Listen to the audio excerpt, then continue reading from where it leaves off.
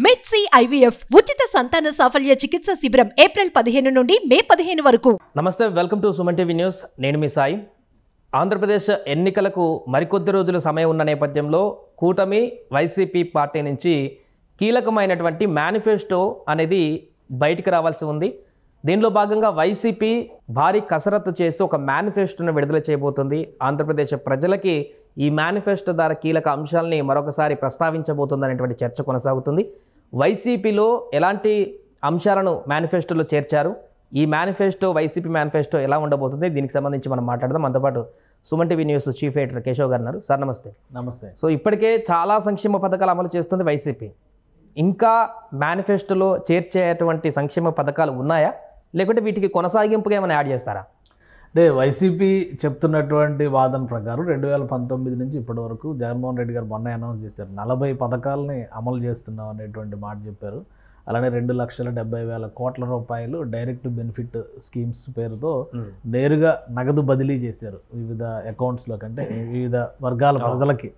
So ఇదంతా కూడా 99.95% success rate ఉంది మేనిఫెస్టో విషయంలో. 2019 మేనిఫెస్టో విషయంలో అంటున్నారు. మరి ఇప్పుడు కొత్తగా ఏమిస్తారు హామీలు అనే దాని మీద అందరిలో ఒక ఆసక్తి నెలకొంది. అయితే డేట్ ఫిక్స్ అయింది ఇవాళతో, అంటే 25వ తేదీతో 24వ తేదీతో యాత్ర ముగిసిపోతుంది, బస్సు యాత్ర. 25న పులివెందులో నామినేషన్ ఉంటుంది, 26న తాడేపల్లిలో పార్టీ ఆఫీస్లో మేనిఫెస్టో రిలీజ్ ఉంటుంది అనేది వైసీపీ వర్గాల నుంచి వస్తున్నటువంటి సమాచారం. అయితే ఇప్పుడు ఈసారి చేస్తున్నటువంటి కసరత్తు మ్యాక్సిమం ఒక కొలిక్కి వచ్చినట్టుగా సమాచారం ఉంది. అలానే తెలంగాణలో ఇచ్చినటువంటి హామీలు కేంద్ర ప్రభుత్వం పరిధిలో బీజేపీ కానీ కాంగ్రెస్ కానీ ఇచ్చినప్పుడు పాంచన్యాయ్ అని చెప్పని కాంగ్రెస్ పార్టీ చెబుతుంది. అలానే 5 గ్యారంటీల పేరుతో కర్ణాటకలో చేసింది, తెలంగాణలో 6 గ్యారంటీలు చేశారు. సో ఈ ఈక్వేషన్స్ని బట్టి చూస్తే ఆంధ్రప్రదేశ్లో టీడీపీ ఆల్రెడీ సూపర్ 6 ఒక ప్రకటన చేస్తుంది. కామన్ మినిమం ప్రోగ్రామ్ పైన ఇంకా కూటమి క్లారిటీ ఇవ్వాలి. ఇప్పటివరకు అది ఎదురు చూస్తున్నారు. బట్ కూటమి వైపు నుంచి ఎలాంటి అంశాలు రాలేదు కాబట్టి బీజేపీ జాతీయ స్థాయిలో ఇచ్చినటువంటి ఎజెండాను బట్టి చూస్తే అంతకంటే భిన్నమైనటువంటి హామీలు ఆంధ్రప్రదేశ్ విషయంలో బీజేపీ తలకెత్తుకునే అవకాశం లేదు. కాబట్టి వైసీపీ నుంచి జగన్మోహన్ రెడ్డి గారు ఈ మేనిఫెస్టో రిలీజ్ చేయాలనేటువంటి కన్క్లూజన్కి వచ్చారు. అదే క్రమంలో దాన్ని తగ్గట్టుగా ఏర్పాట్లు చేస్తాం. ప్రధానంగా వస్తున్నటువంటి సమాచారాన్ని బట్టి చూస్తే 2 ముఖ్యమైనటువంటి అంశాల చుట్టూనే చర్చ జరిగింది, కసరత్తు జరిగింది, విషయ సేకరణ జరిగింది. పాసిబిలిటీస్ అమలు చేయడానికి ఎంతవరకు అవకాశం ఉంది అని. ఎందుకంటే వైసీపీ నాయకులు మొదటి నుంచి చెప్తుంది, హామీ ఇస్తే ఎన్నికల మేనిఫెస్టోలో హామీ ఇస్తే ఖచ్చితంగా చేసే హామీలు అయితేనే జగన్మోహన్ రెడ్డి గారు ఒప్పుకుంటారనేది బలంగా చెప్తున్నారు. దానికి 2 ఉదాహరణలు చెప్తారు. 2014లో రుణమాఫీ అని ఒక మాట అంటే 2014లోనే వైసీపీ అధికారంలోకి వచ్చేది, కానీ అది ఆచరణ సాధ్యం కాని హామీ కాబట్టి జగన్ గారు ఒప్పుకోలేదు అప్పుడు అని చెప్తున్నారు. రెండవది 2019లో కాపు రిజర్వేషన్స్ పైన ఎక్కువ చర్చ జరిగింది.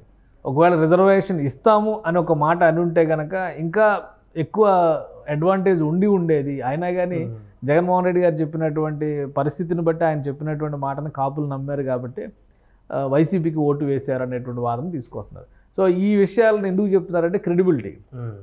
మేనిఫెస్టోలో పెట్టేటువంటి ప్రతి అంశాన్ని కూడా ఖచ్చితంగా దాన్ని ఒక పవిత్ర గ్రంథంగా మేము చూస్తామని చెప్తున్నారు. కాబట్టి అమలు చేసేటువంటి హామీలు అయితేనే జగన్మోహన్ రెడ్డి గారు ఆ నిర్ణయం తీసుకుంటారనేటువంటి ఫీలర్ని ప్రజల్లో అయితే చాలా బలంగా వైసీపీ నాయకులు చాటారు.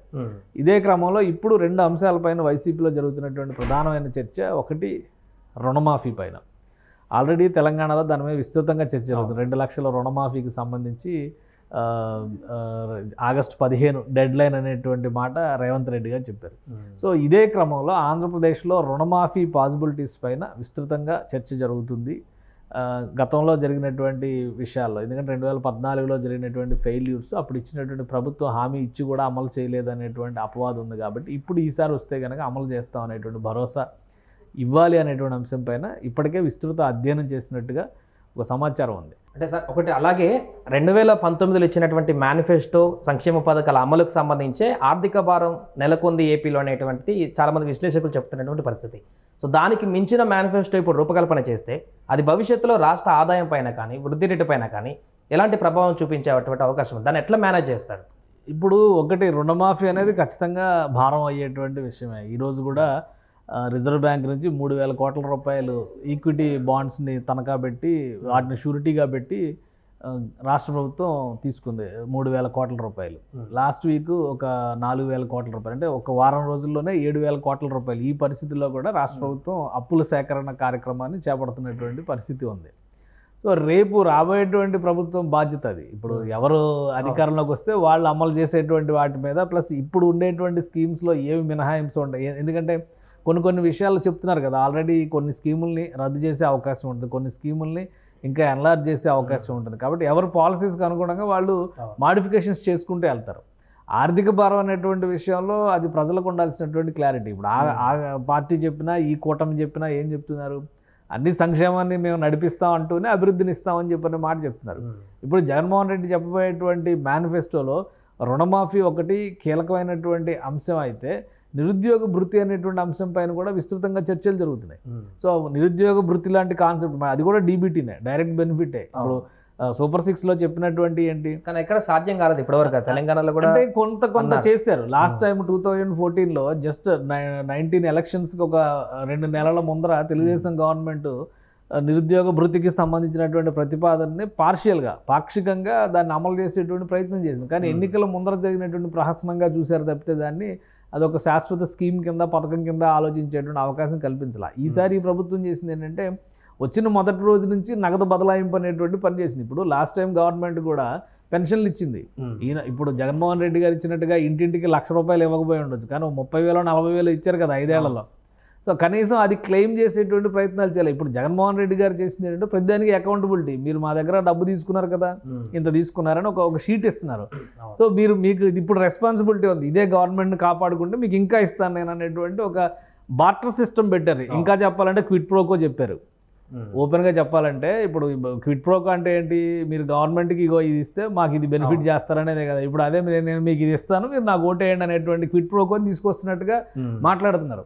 కానీ మేనిఫెస్టో విషయంలోకి వచ్చేసరికి ఏంటంటే, అమలు సాధ్యం కాని హామీలు చెప్పరు అనేటువంటి ఒక ఇమేజ్ని కాపాడుకునేటువంటి ప్రయత్నం మీద వైఎస్ఆర్సీపీ ఎక్కువ కసరత్తు చేసింది. ఇప్పుడు రుణమాఫీ చెప్పినా కానీ, ఈ నిరుద్యోగ భృతి లాంటి అంశాలపైన గ్యారంటీలు ఇచ్చినా, ఎందుకంటే యువత మహిళలు ఎక్కువ టార్గెట్గా గవర్నమెంట్లో అధికారంలోకి వచ్చేటువంటి ఏ పార్టీ అయినా కానీ, అధికారంలోకి రావాలంటే ఏ పార్టీ అయినా కానీ వాళ్ళని టార్గెట్ చేస్తున్నటువంటి పరిస్థితి ఉంది. ఇప్పటికే వైఎస్ఆర్సీపీ ఫస్ట్ టైం ఓటర్స్ విషయంలో నెగిటివ్ షేడ్స్ ఉన్నాయి, అంటే వాళ్ళ దగ్గర నుంచి కొంత ప్రతికూలత ఉంది, ఆ పర్సంటేజ్ అంతా కూడా ఎన్డీఏకి అనుకూలంగా ఉంది అనేటువంటి సర్వేలు చెప్పినాయి, ఫీడ్బ్యాక్లు చెప్పినాయి, ప్రజాభిప్రాయాలు చెప్పినాయి, ఇవన్నీ ఉన్నాయి. కాబట్టి దాన్ని సర్దుబాటు చేసుకునేటువంటి ప్రయత్నంలో భాగంగా ఈ మేనిఫెస్టో ఉండే అవకాశం ఉంది. నవరత్నాలు ఎలా అయితే ఇచ్చారో ఇలాంటి కొన్ని అంశాలను దానికి జోడింపుగా ఇంకో 2-3 రత్నాలు యాడ్ చేసేటువంటి అవకాశం ఉంది. అలానే ఫ్రీ కరెంట్ మీద కూడా విస్తృతంగా చర్చ జరుగుతుంది. ఫ్రీ కరెంట్ అంటే ఇప్పుడు ఆల్రెడీ గృహజ్యోతి పేరుతో కాంగ్రెస్ గవర్నమెంట్ కర్ణాటకలో, తెలంగాణలో అమలు చేస్తుంది. 200 యూనిట్ల లోపు, 300 యూనిట్ల లోపు. ఇప్పుడు సెంట్రల్ గవర్నమెంట్ కూడా ఒక స్కీమ్ తీసుకొచ్చింది, సూర్య యోజన పేరుతో తీసుకొచ్చింది. ఇంటిపైనే మీరు సోలార్ ప్లాంట్లు పెట్టేసుకోవచ్చు, దాని నుంచి మీకు 300 యూనిట్ల వరకు ఫ్రీ పవర్. 300 యూనిట్లు దాటిన తర్వాత ఛార్జెస్. ఒకవేళ మీ దగ్గర ప్రొడ్యూస్ అయ్యేటువంటి పవర్లో కనుక సర్ప్లస్ ఉంటే అది గవర్నమెంట్ తీసుకుంటుంది. సో ఇట్లాంటివన్నీ ఇప్పుడు పవర్ చుట్టూ రాజకీయం నడుస్తుంది. కాబట్టి ఖచ్చితంగా వైసీపీ మేనిఫెస్టోలో ఈసారి ఇలాంటి అంశాలు మేళవింపు ఉండేటువంటి అవకాశాలు కనిపిస్తున్నాయి.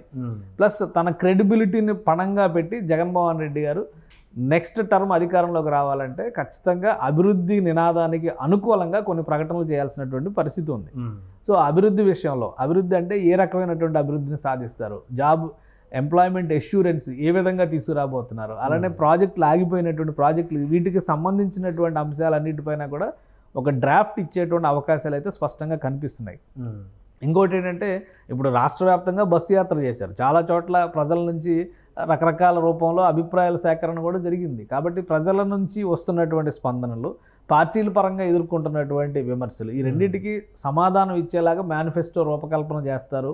అలానే ఇటు వెల్ఫేర్, అటు డెవలప్మెంట్, ఈ రెండింటినీ కూడా జగన్మోహన్ రెడ్డి చేతల్లో చూపించేటువంటి ప్రయత్నం చేయబోతున్నారు అనేది వైసీపీ నేతలు చెప్తున్నటువంటి మాట. కాబట్టి 26వ తేదీన మేనిఫెస్టో ఏ విధంగా ఉండబోతుంది, అందులో ఎన్ని హామీలు ఉండబోతున్నాయి, ఎన్ని వరాలు ఉండబోతున్నాయి అనేటువంటి వాటికంటే కూడా ఇప్పటివరకు ఓన్లీ వెల్ఫేర్ మాత్రమే మాట్లాడినటువంటి జగన్మోహన్ రెడ్డి డెవలప్మెంట్ గురించి ఏం మాట్లాడబోతున్నారు అనేది ఇప్పుడు ఇక్కడ ఆసక్తిగా ఉన్నటువంటి అంశం. దానికి కనుక ఒక ప్రాపర్ ఆన్సర్ కనుక దొరికితే అప్పుడు మళ్ళీ కూటమితో తలపడేటువంటి క్రమంలో ఎవరి మాటను ప్రజలు నమ్ముతారు అనేటువంటి చర్చ కూడా రాష్ట్రంలో విస్తృతంగా జరగడానికి అవకాశాలు ఉన్నాయి. Right sir. సో అది మొత్తానికి వైసీపీ తీసుకురాబోతున్నటువంటి మేనిఫెస్టోకి సంబంధించి సంక్షేమమే కాకుండా డెవలప్మెంట్కి సంబంధించి ఏం పొందుపరచబోతున్నారు అనేటువంటి అంశం అయితే ఇప్పుడు ఆ టాపిక్గా మారింది. సో 26వ తారీఖు వైసీపీ విడుదల చేసేటువంటి మేనిఫెస్టో వచ్చిన తర్వాత సో ఎలాంటి అంశాలను పొందుపరిచారు, దానివల్ల ప్రజలకు ఏ రకమైనటువంటి సందేశాన్ని ఇచ్చారనేది కూడా చూడాల్సిన అవసరం ఉంది. సుమన్ టీవీలో మీ పర్సనల్ అండ్ బిజినెస్ ప్రమోషన్స్ కోసం కింది నెంబర్కి కాంటాక్ట్ చేయండి.